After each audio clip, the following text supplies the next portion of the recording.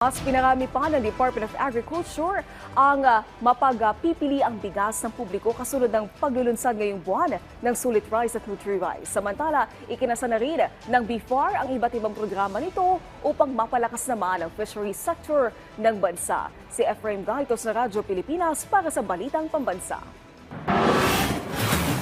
Sa pagsisimula ng bagong taon, bago at mas pinalakas na programa ang inihanda ng Department of Agriculture upang matiyak ang seguridad sa pagkain ng bansa, gayon din maprotektahan ang kapakanan ng mga magsasaka at mangingisda. Kabilang nga sa mga ilulunsad na programa ng DA ay ang Sulit Rice at Nutri-Rice, bukod pa ito sa Rice for All program at P29 program. Sa panayam ng Radyo Pilipinas kay Agriculture Spokesperson, Assistant Secretary Arnel de Mesa, sinabi nitong nagkakahalaga ng 35 hanggang 36 pesos kada kilo ang Sulit Rice, habang papatak naman sa 38 hanggang 39 pesos ang Nutri-Rice. Katanggap-tanggap pa rin ang kalidad ng Sulit Rice na 100% broken rice, habang mataas naman ang taglay na fiber at nutrients ng ibebentang Nutri-Rice. Ito ay mura na mabibili kasi nga 100% broken.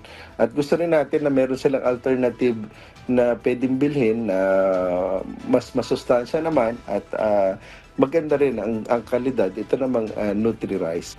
Bagamat nais ng pamahalaan na mailapit sa sikmura ng mga kababayan natin ang presyo ng bigas, ay dapat pa rin itong balansein upang isaalang-alang naman ang kapakanan ng mga magsasaka dahil anumang abnormal na paggalaw sa presyo ay direktang nakaaapekto sa mga lokal na magsasaka.